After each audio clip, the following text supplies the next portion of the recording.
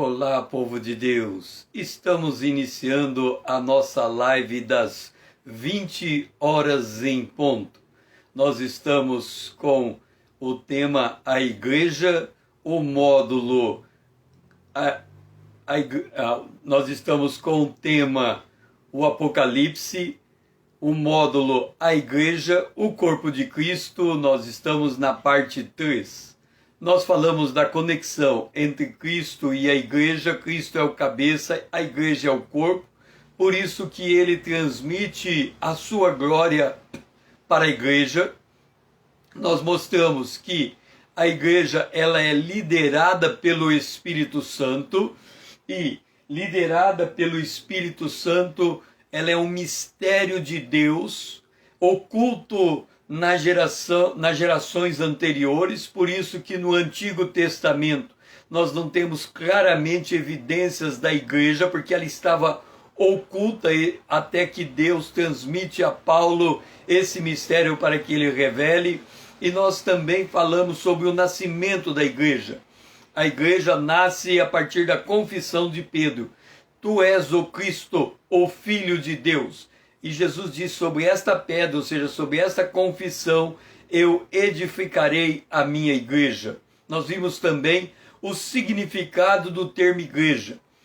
No Novo Testamento, a igreja nunca é confundida com um templo, com um espaço físico, mas é a igreja que se reúne naquele lugar. A igreja é o corpo de Cristo, somos nós membros deste corpo, semelhantes a pedras vivas que se edifica como templo do Espírito Santo. Vamos ver então como se dá a edificação da igreja.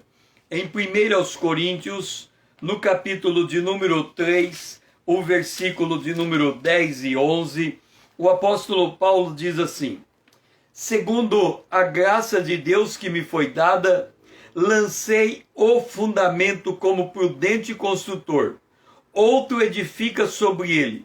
Porém, cada um veja como edifica, porque ninguém pode lançar outro fundamento além do que foi posto, o qual é Jesus Cristo. Quando nós olhamos a igreja no Novo Testamento e na palavra profética, nós devemos nos lembrar que João ouviu uma voz por detrás dele chamando. Quando ele se volta, ele se depara com 7 candeeiros de ouro. 1, 2, 3, 4, 5, 6, 7 candeeiros de ouro. E no meio do candeeiros de ouro, ele vê um como o Filho do Homem. Jesus no meio do candeeiro. Nós não podemos ver Cristo sem antes olharmos a igreja. As duas coisas estão intimamente conectadas. Agora o apóstolo Paulo fala que quando nós olhamos uma igreja como uma edificação, o fundamento dessa edificação é Jesus Cristo.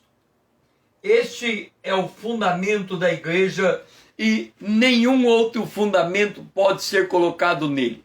O apóstolo Paulo diz que em cima deste fundamento, alguns materiais eles são utilizados para o levantamento do templo.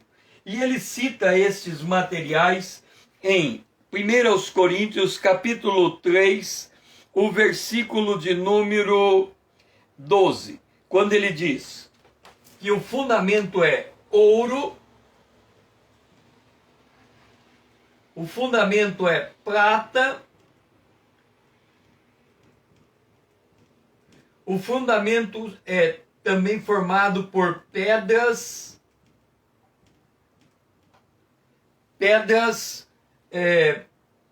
preciosas.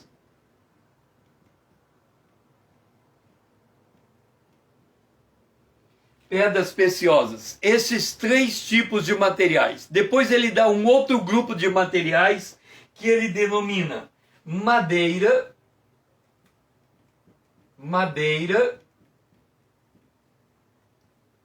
feno e palha.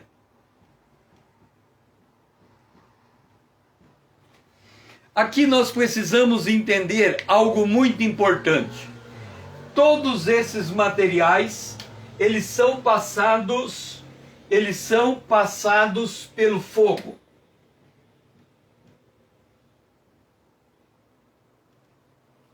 Todos os materiais, eles são passados pelo fogo. Por óbvio, se nós olharmos a madeira, o feno e a palha, madeira, feno e palha, se estes materiais passarem pelo fogo, eles vão ser consumidos. Por outro lugar, o ouro, a prata e a pedra passada pelos fogo, eles serão purificados. Por outro lado, nós temos que entender uma coisa importante. O fundamento de ambos é Jesus Cristo. Isso significa o quê? Que mesmo que a madeira, o feno e a palha se queima, permanece o fundamento.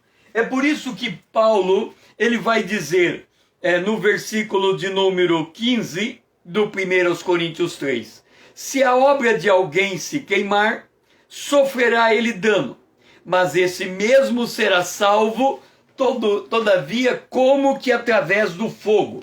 Ele será salvo. Ou seja, a salvação salvou. Ele será salvo. A salvação toca tanto aqueles que são de pedras preciosas, de ouro, de prata, pedras preciosas, como aqueles que são madeira, palha e feno. O primeiro leva alguma coisa, o segundo não leva nada. Mas todos eles são salvos. E são salvos por causa de quê? Porque a salvação é pela graça mediante a fé. Não é por obras para que ninguém se glorie. Então a igreja, ela é edificada em cima do fundamento. E tudo que se constrói sobre o fundamento se passa pela prova do fogo. Em João, capítulo 6, verso 28 e 29, confirmando que a salvação é pela graça mediante a fé, o povo pergunta a Jesus, que faremos para realizar as obras de Deus? Esta é a pergunta deles. Qual é a obra de Deus? Quer dizer, o que é que vamos edificar para Deus? Ele poderia dizer ouro, ele poderia dizer prata, pedras preciosas, porque elas suportam fogo, ou ele poderia ter dito, não poderia ter dito, porque senão ficaria sem entender, de madeira, palha e feno. Por quê? Porque passado pelo fogo não fica nada, mas ele vem para o fundamento. Ele diz, a obra de Deus é esta, que creiais, ou seja, crer. Crer é o fundamento da obra de Deus. Crer em quê? Aí voltamos na confissão de Pedro. Creio que tu és o Cristo, o Filho do Deus vivo. E a resposta de Jesus, Pedro, isso te foi revelado pelo meu Pai que está nos céus. Não foi pela tua carne, nem pelo teu sangue. É uma revelação de Deus. Então quem recebe esta revelação de Deus está salvo, independente das suas obras. Ele será salvo, como que passando pelo fogo. Também em Efésios, capítulo 3, o versículo de número 4 a 6, e é importante que você me acompanhe na tua Bíblia, Efésios capítulo 3, versículo 4 a 6. Pelo que quando ledes, podeis compreender o meu discernimento do mistério de Cristo. Um mistério, o qual em outras gerações não foi dado a conhecer aos filhos dos homens. Quer dizer, os judeus no Antigo Testamento, a linhagem santa antes do dilúvio, eles não conheceram este mistério de Deus. Como agora, pois, foi revelado aos seus santos apóstolos e profetas no Espírito. E qual é o mistério de Deus? É este: que os gentios são co-herdeiros, membros do mesmo corpo e coparticipantes da promessa em Cristo por meio do Evangelho. Então, o Evangelho, quando nós falamos em gentios e judeus, o mundo antigo era dividido em judeus que receberam as alianças de Deus, eles foram depositário do culto prestado a Deus, e diferente dos judeus era todo o resto da população mundial, os gentios. Então agora vem o mistério que estava oculto no Antigo Testamento. A salvação que chegou aos judeus também viria até os gentios, e eles seriam tornados co-herdeiros de Cristo, quer dizer, herdeiros de Cristo na mesma condição. Aí você pergunta: César, por que herdeiros de Cristo? Porque Jesus Cristo, ele era Deus, colocamos isso no passado, porque ele se esvaziou da sua divindade e se fez homem, e ao se fazer homem, ele foi obediente até a morte de cruz. Ao terceiro dia ele ressuscitou, assentou-se à direita de Deus, e ali ele está até que seja colocado todos os seus inimigos debaixo dos seus pés. Então Jesus também, nesse momento, ele está esperando receber a sua herança, tomar posse do planeta Terra e de todo o universo, ainda que ele já tenha toda a autoridade nos céus e na terra. Mas do plano de vista profético, ainda haverá uma consumação destas coisas. E nós somos co-herdeiro nesse clímax da história da redenção.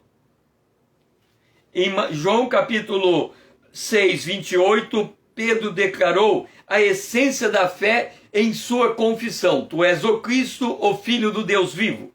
Paulo completou que nenhum outro fundamento será colocado senão Jesus. Portanto, é Jesus Cristo que edifica a sua igreja.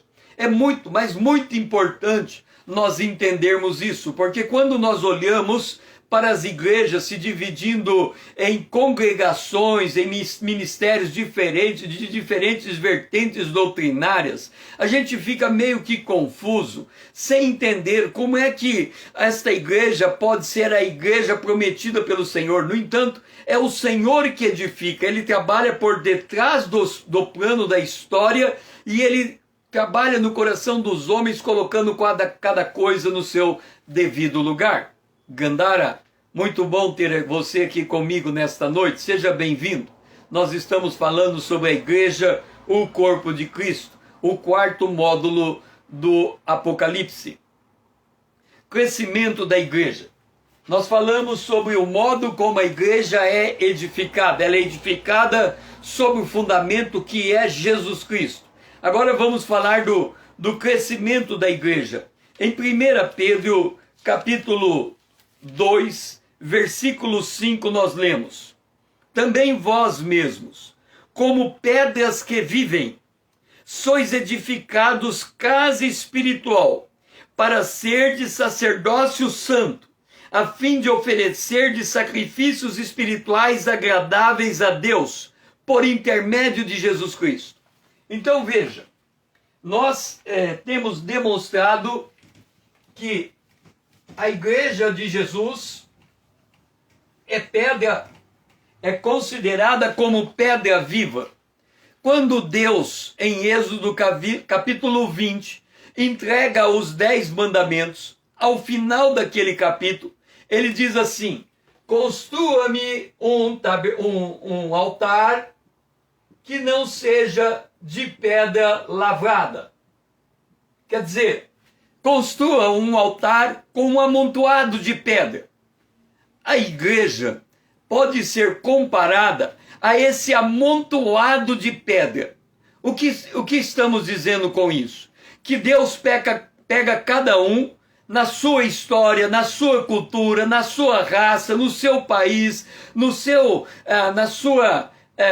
sexo, na sua maneira de ser. Ele pega cada indivíduo como uma pedra bruta, e ele é que vai esculpir esta pedra, transformando-a na imagem de Cristo. Então nós somos pedras vivas. E como pedras vivas, à medida em que estas pedras vivas se amontoam, se colocam, se formam, e à medida em que elas vão se encaixando, se ajustando, elas vão formando um templo para Deus, um templo feito de homens remidos, de mulheres remidas. Hebreus capítulo 3, verso 6. Cristo, porém, como filho em sua casa, a qual casa somos nós. Então, estas pedras vivas, elas são, ao mesmo tempo, filhos de Deus. Filhos de Deus. Filhos de Deus. Que se reúne em um dado lugar para prestar culto. E quem é? Essa casa pertence a quem? A Jesus Cristo. Cristo, porém, como filho em sua casa. Nós somos considerados casa de Deus, habitação do Espírito Santo. E Ele é o Senhor da nossa casa, ou Senhor de nós. Se guardarmos firme até o fim a ousadia e a exultação da esperança. Por que guardar a confissão? Tu és o Cristo, o Filho do Deus vivo. Porque à medida que nós vamos confessando, nós vamos sendo formados à imagem de Cristo. Dora, seja bem-vinda. Hebreus capítulo 7, verso 24, 25. Este, no entanto, porque continua para sempre, tem o seu sacerdócio imutável, por isso também ele pode salvar totalmente o que por ele se chega a Deus, vivendo para sempre para interceder por Deus. Então nós podemos dizer que no alto, no trono de Deus, está o Filho de Deus intercedendo por nós. Ele está orando a nós para que nós possamos ser esta casa espiritual. Se você quiser conhecer a maneira, o produto final desta casa, que casa ele está construindo, nós poderemos encontrar esta casa. Ela tem um formato de cubo,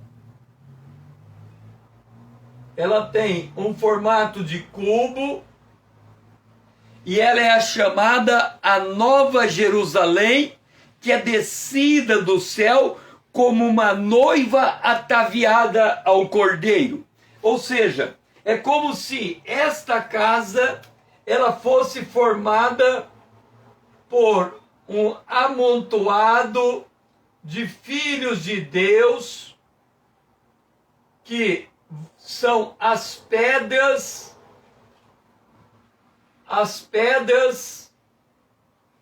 que formam o edifício. Então imagine você, Jesus Cristo, ele tem um quadro, uma visão, ele enxerga a Nova Jerusalém, uma cidade, a cidade do Deus vivo, mas diferente da cidade dos homens, que é um amontoado de pedra e quarteirões e no meio ruas. A cidade do Deus vivo é um amontoado de pessoas que, olhando de longe, formam a aparência de uma cidade, a cidade do Deus vivo, a cidade celestial. E em Efésios, no capítulo 2, no capítulo 5, Efésios, no capítulo 5, o versículo 25 a 27 diz, Efésios 5, 25 a 27. Paulo fala de um mistério. Ele começa a falar que o marido deve amar a mulher. E aí no verso 26 ele diz, para que a santificasse, tendo purificado por meio da lavagem de água pela palavra, para apresentar a si mesmo igreja gloriosa, sem mácula, nem ruga, nem coisa semelhante, porém santa e sem defeito. O que está dizendo? Paulo está dizendo que Cristo pega estas pedras, ele vai moldar estas pedras para extrair dela toda mácula, toda ruga e apresentar a igreja santa e sem defeito para Deus. Aí você diz assim: César, você deve estar brincando comigo, né? Porque a gente vai numa igreja e a gente vê tanto defeito na igreja, a gente vê defeito na liderança, defeito entre os membros, defeito nas atitudes, nos comportamentos. Se nós fôssemos aplicar certo critério de qualidade nos membros de uma igreja, provavelmente não sobraria ninguém. Agora você vem e diz que o Senhor está olhando para esta igreja que nós estamos enxergando, e Ele está intercedendo por esta igreja que nós percebemos ela cheia de defeito, e que quando vier o arrebatamento, o Senhor vai apresentar para uma igreja ao Senhor sem mácula, sem ruga, nem coisa semelhante, porém santa e sem defeito. É este o milagre, é este o mistério. É por isso que é Jesus que edifica e não o homem, porque o homem não encontra valor naquilo que ele próprio trabalha com suas mãos, mas Jesus encontra valor na sua igreja porque ela é a sua noiva, preparada e ataviada para ser apresentada a si como uma noiva ao cordeiro. Então, Jesus sim, ele cuida do crescimento da igreja. Vamos ver agora a igreja edificada como noiva e esposa. Vamos ver a igreja numa alusão à profecia do tabernáculo de Davi. E vamos falar sobre as testemunhas de Jesus Cristo. A igreja como noiva. Vamos ler Apocalipse. E é muito importante você ler esse texto, Apocalipse 21, com bastante atenção. Vanessa, seja bem-vinda. Apocalipse capítulo 21, o versículo 9 e 10. Presta bem atenção nessa leitura. Então veio um dos 7 anjos, que tem as 7 taças cheias dos 7 flagelos, e falou comigo dizendo: vem, mostrar-te-ei a noiva, a esposa do cordeiro. Presta atenção, o anjo vai chegar a João e vai dizer: João, você quer conhecer a noiva, a esposa do cordeiro? Eu vou mostrar a você. No verso 10 diz: e me transportou em espírito até uma grande e elevada montanha, e me mostrou a santa cidade, Jerusalém, que descia do céu da parte de Deus. Olha só, ele diz: eu quero ver a noiva, eu quero ver a esposa do cordeiro. Ele fala: então olha para lá. E quando você olha para lá, você vê a cidade, a nova Jerusalém descendo do céu. Ela é a noiva. Então, quando nós falamos da cidade, as pessoas cantam sobre andar nas ruas de ouro, né? Beber da água da vida. Quando a gente fala da Nova Jerusalém, que nós estamos andando na rua de ouro, qual que seria a ideia? Imagine você, hoje não é possível fazer isso, mas até algum tempo atrás, quando a igreja lotava num domingo à noite para adoração, você entrava num templo, tipo assim, um templo de 4.000 pessoas, todos de pé. Imagina 4.000 pessoas todas de pé. O que você vê? Um monte de cabeça, uma do lado da outra. Naquela época era possível. Um monte de cabeça. Vamos supor que você fosse ignorante das coisas de Deus e dissesse assim para Deus: Deus, eu quero andar nas ruas de ouro da Nova Jerusalém. Aí Deus ia te pegar e falar: ok, vamos lá naquela igreja que tem agora 4.000 pessoas reunidas. Você ia entrar nessa igreja e Deus ia falar: agora anda pisando na cabeça de todo mundo, como se fosse rochas no rio, para você não afundar. Aí você ia pisar na minha cabeça, ia pisar na cabeça do irmão Gandara, ia pisar na cabeça da Dora, ia pisar na cabeça da Vanessa, e você ia saindo pisando na cabeça de todo mundo, porque lembra que a igreja é o candeeiro de ouro. Então, se a rua é de ouro, é um monte de cabeça, você olhando de cima, todas as cabeças juntadas uma com as outras, igualzinho aquelas ruas de paralelepípedo, e você olharia o topo do candeeiro de ouro, que seria as cabeças de todos os membros, e esta seria a rua da Nova Jerusalém. Entende isso? Que nós somos a cidade, nós somos a pedra viva que forma a cidade. Em Apocalipse, no capítulo 19, voltando algumas páginas, o versículo 7 e 8 diz assim: alegremo-nos, exultemo-nos e demo-lhes a glória, porque são chegadas as bodas do Cordeiro, cuja esposa a si mesmo já se ataviou. Pois lhe foi dada vestir de linho finíssimo, resplandecente e puro, porque o linho finíssimo são os atos de justiça dos santos. Entenda uma coisa, presta atenção, fica bem atento no que eu estou lhe dizendo. As pessoas dizem que à medida que vai chegando a hora do arrebatamento da igreja, se espera um grande avivamento. Ok, mas o que a gente entende por um grande avivamento? Avivamento é um despertar para Deus. Mas se a gente olhar no passado, esses despertar para Deus, ele é um despertar que se volta para missões. Por exemplo, no século XIX, final do século XIX, começo do século XX, houve um grande avivamento. E esse avivamento, houve um despertamento para as missões. E houve o envio de missionários para todas as nações do mundo. Mas a última geração, a geração que está esperando Jesus voltar, ela não vai ter um despertamento para o evangelismo. Por quê?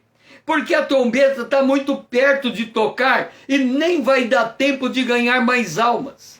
O avivamento que nós vamos ver é um desperta você que dorme, levanta-te de entre os mortos e Cristo vai esclarecer você.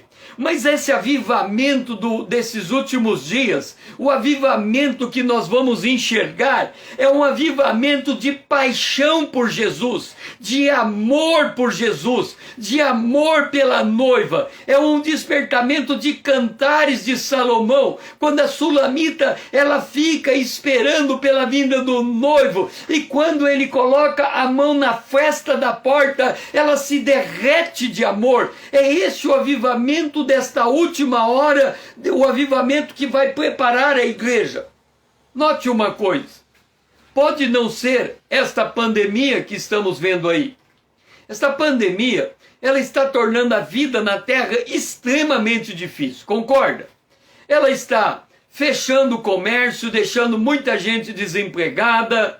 Ela está desestruturando o governo, deixando o governo extremamente endividado.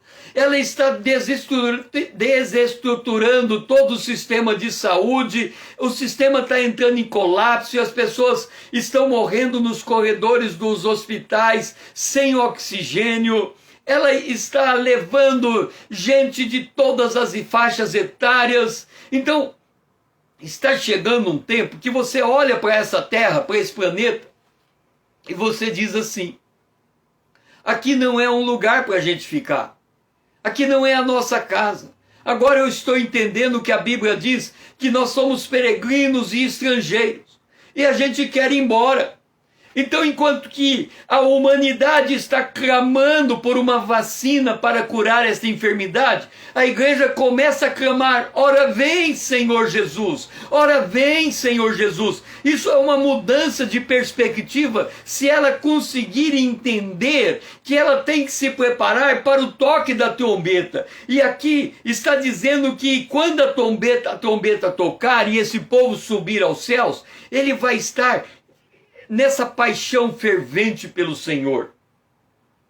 Por isso que Paulo escreve em 2 aos Coríntios, no capítulo de número 11, 2 aos Coríntios, no capítulo de número 11, no versículo de número 2.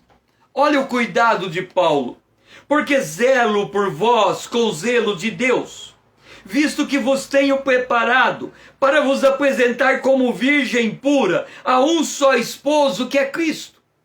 Deixe-me ler de novo.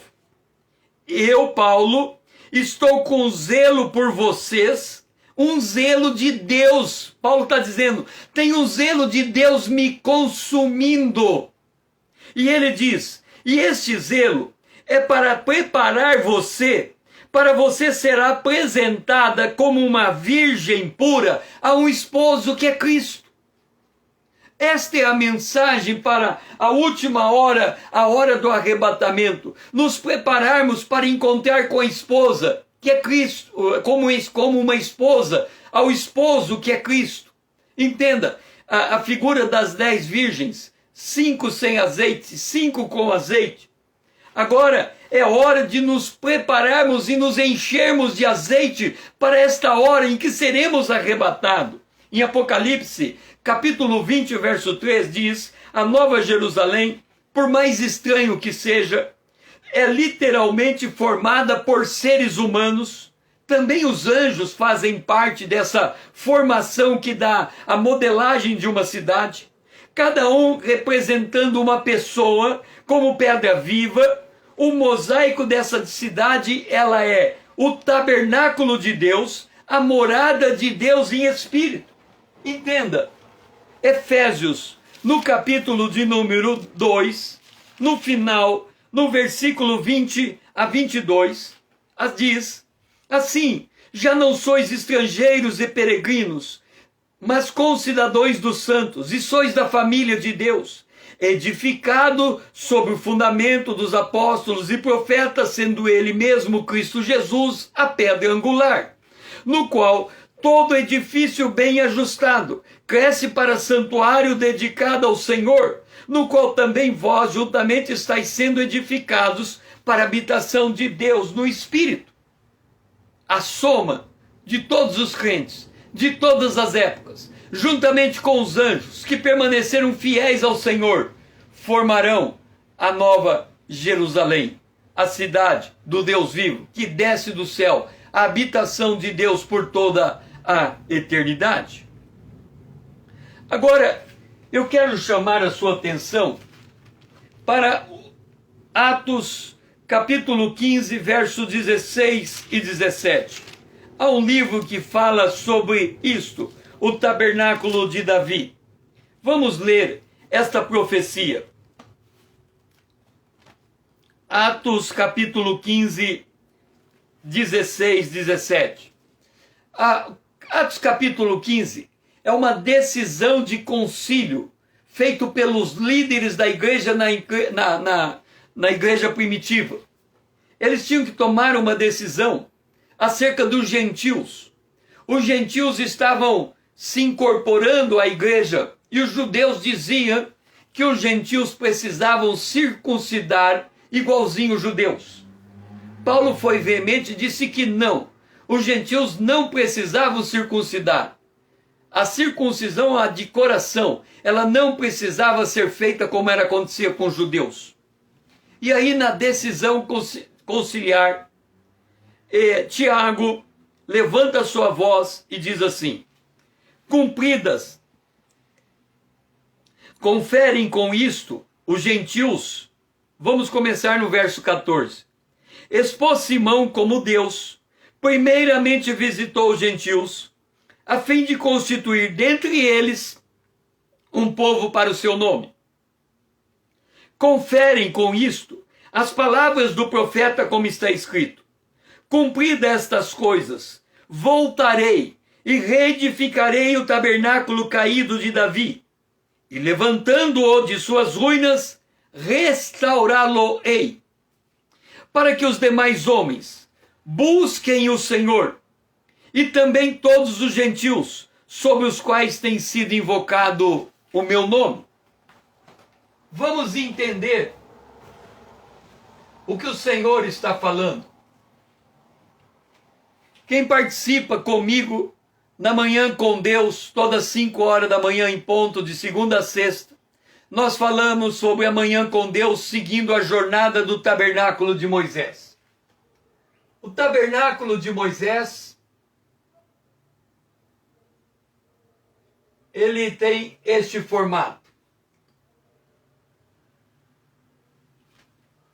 Aqui fica o Santo dos Santos, aqui fica o lugar santo e aqui fica o átrio. Acontece que o tabernáculo de Moisés, ele só podia ser levantado pela tribo de Levi. E houve um determinado período da história de Israel que o tabernáculo de Moisés, conforme está colocado aqui, ele não foi mais levantado. E aí a Arca da Aliança que ficava neste lugar, a Arca da Aliança, ela ficou desguarnecida. Davi pega a Arca da Aliança e ele constrói um tabernáculo para a Arca da Aliança. E ali, observa, ele tira o Santo dos Santos, aonde está a Arca da Aliança, e constrói um tabernáculo para colocar a Arca da Aliança. Por que que Davi fez isso? Ele não era levita, ele não podia restaurar o tabernáculo de Moisés. Mas como adorador que ele era, ele podia restaurar a parte do tabernáculo onde tinha a Arca da Aliança. Por que que ele podia fazer isso? Porque neste lugar não era oferecido culto a Deus com derramamento de sangue. Neste lugar era oferecido somente o incenso. É por isso que em determinados lugares é dito que o altar de ouro fica no lugar santo. Aqui fica o altar de ouro. Mas em outros lugares diz, na Bíblia, que o altar de ouro fica aqui dentro, como se fosse aqui o altar de ouro. Por quê? O altar de ouro, uma hora ele é apresentada dentro do Santíssimo Lugar e numa outra hora ele é apresentada fora do Santíssimo Lugar. Se nós considerarmos o tabernáculo como Moisés colocou, o altar de ouro fica fora. Mas Davi, ele enxergava dentro. Por quê? Porque era o lugar de adoração. Então Davi, ele instituiu no seu reinado o ministério do louvor, o ministério do canto.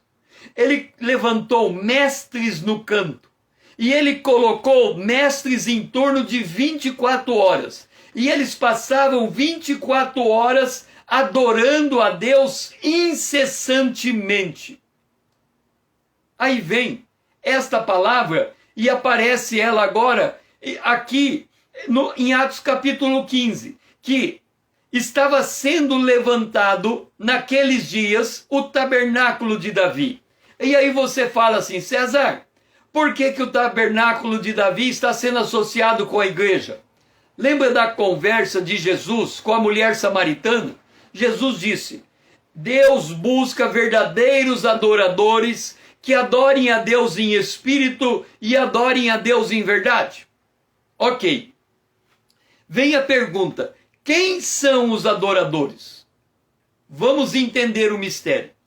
Primeiro lugar, eles são adoradores de Deus, que adoram a Deus em espírito. Aí você pergunta, César, como é que se adora a Deus em espírito? É simples. Em Ezequiel, capítulo 36, verso 26 em diante, falando sobre o novo nascimento, ele diz que quando nós recebemos a água que retira de nós toda impureza, toda iniquidade, e somos purificados, e água representa a palavra de Deus, ou seja, quando ouvimos o evangelho, é dito que Deus nos dá um novo coração e ele nos dá um novo espírito. Jesus disse em João capítulo 3 que nós não podemos entrar no reino de Deus se não nascermos de novo. E ele diz, tem que nascer da água e do espírito. A função do Espírito Santo, Jesus diz em João capítulo 16, que o Espírito veio para convencer o homem do pecado, da justiça e do juízo. E aí você me pergunta, como é que o Espírito Santo convence o homem do pecado, da justiça e do juízo? Mediante a palavra que o homem ouve. Água, nascer da água e nascer do Espírito.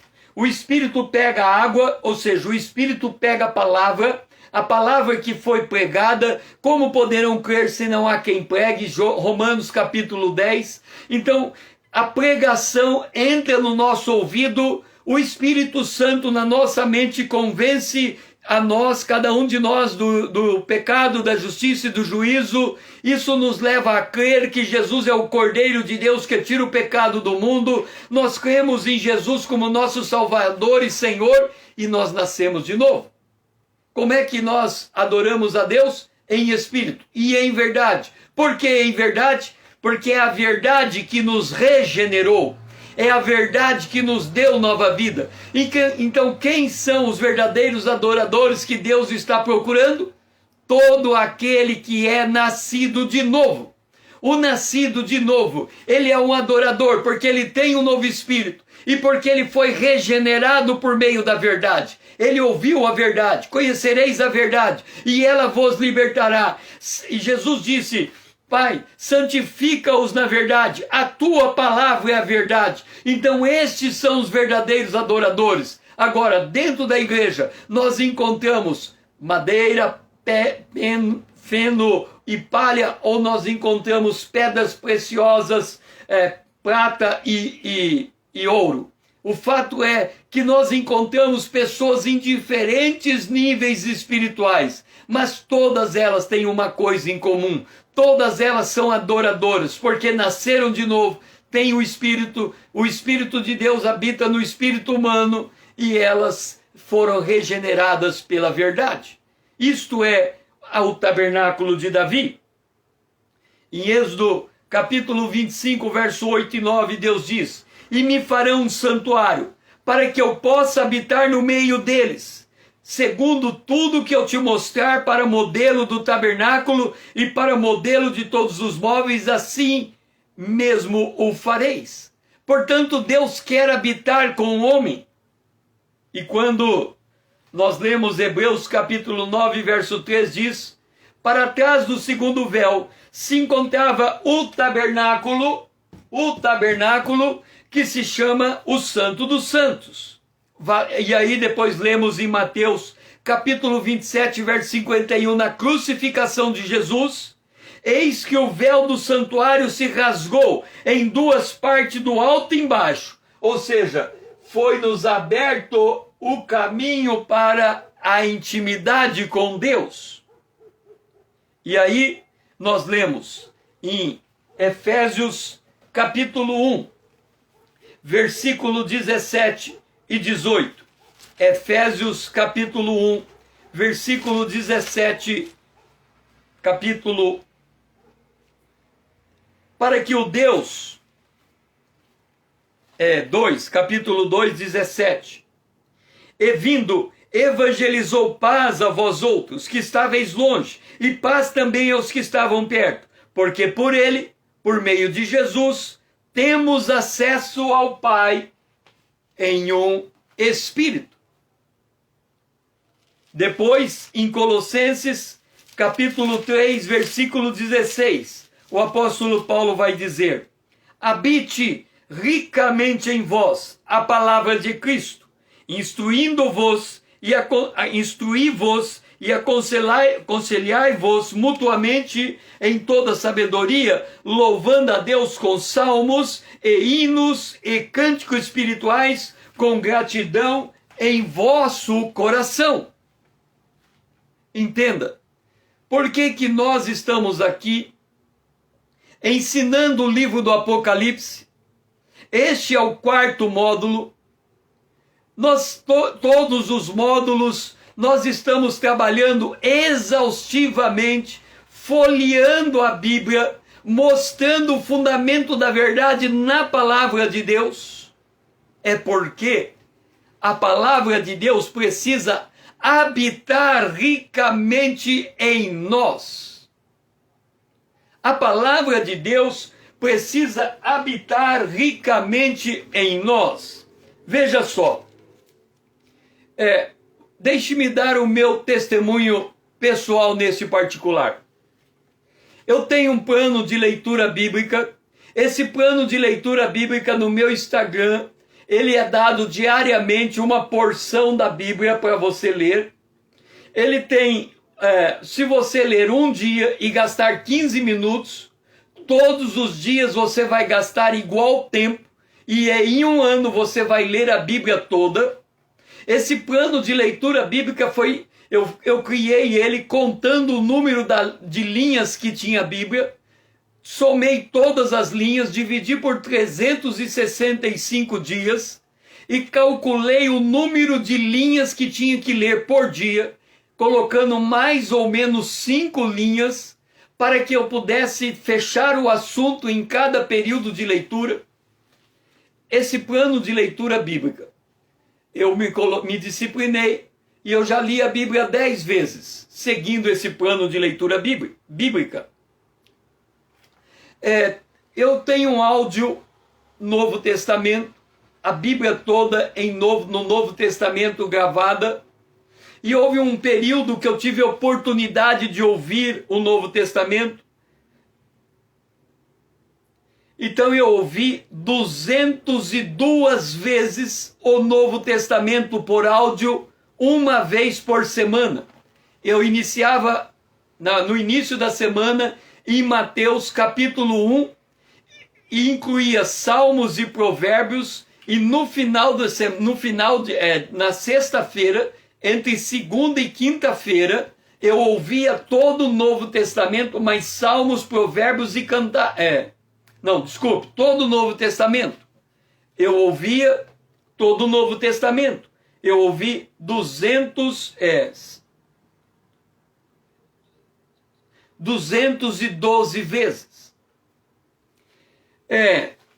Isso o Novo Testamento em áudio.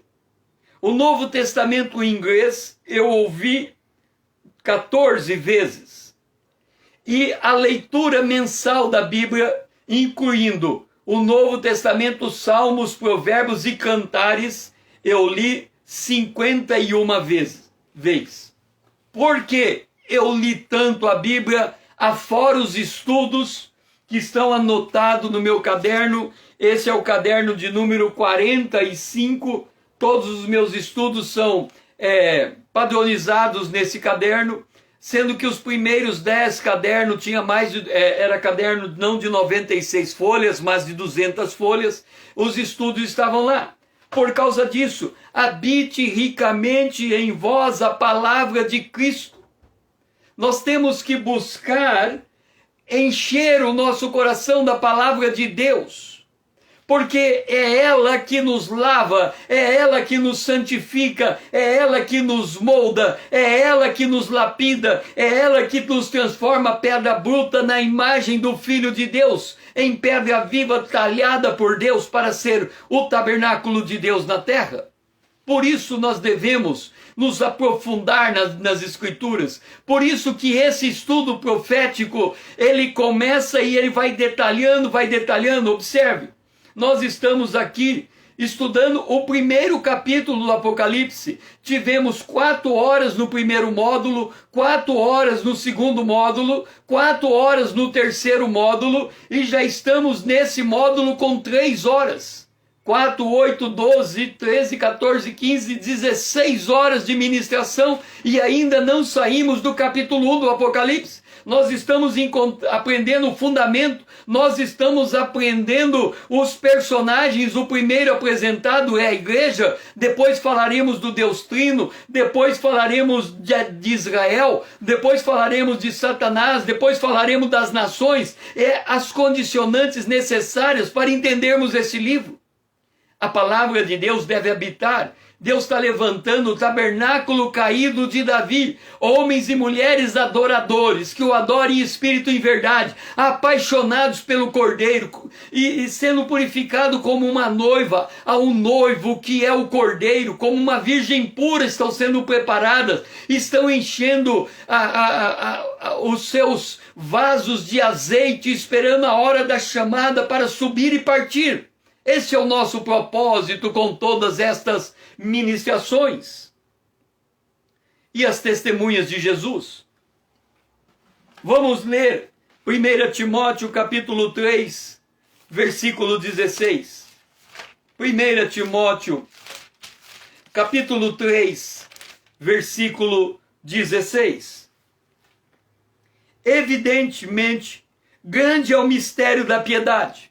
Falando de Jesus, aquele que foi manifestado na carne, foi justificado em espírito, foi contemplado por anjos, foi pregado entre os gentios, foi crido no mundo e foi recebido na glória. Nós temos que entender que Jesus Cristo, homem, entenda isso. Quando Deus criou Adão, lá no jardim do Éden, ele criou, era o primeiro homem criado. Ele não havia ainda criado a mulher. E ele encontrou o homem só. Ele criou a mulher para ser ajudadora dele. E quando Adão viu a mulher, ele disse: essa é osso do meu osso, carne da minha carne. E será que o homem vai unir a sua esposa e serão dois uma só carne? Aquele momento que a gente sempre usa para pregar sobre a família, na verdade era um grande mistério, porque aquele homem que vai se unir à sua mulher e serão dois uma só carne, era na verdade o segundo homem, o homem modelo, o homem que é a expressão da imagem de Deus, a expressa imagem de Deus, o filho do homem, que também é o filho de Deus, o filho unigênito de Deus, o verbo que estava com Deus. Ele era Deus, no princípio estava com Deus, era Deus. E ele se esvaziou da sua divindade, e ele se encarnou, e se tornou a semelhança de homem. E quando ele se torna a semelhança de homem, veio ser um grande mistério. O Salmo de número 8, ele diz que é o Filho do homem, para que o Senhor dê atenção a ele, para que o Senhor preste atenção, um homem insignificante, menor do que os anjos, menor em poder, menor em tamanho, menor em força, débil. Os anjos são seres potentes, seres refulgentes, cheios de luz. Os homens, esses seres maltrapilhos, esses seres pequenos, que diz, olhando para aquilo que foi dito no Antigo Testamento, o vermezinho de Jacó, esse povinho pequeno, este povo, que Deus... Como que Deus chama as coisas loucas desse mundo, as coisas desprezíveis desse mundo? Ele se une a esse povo em um só espírito. Por isso diz que Jesus, ele se fez homem igual a nós.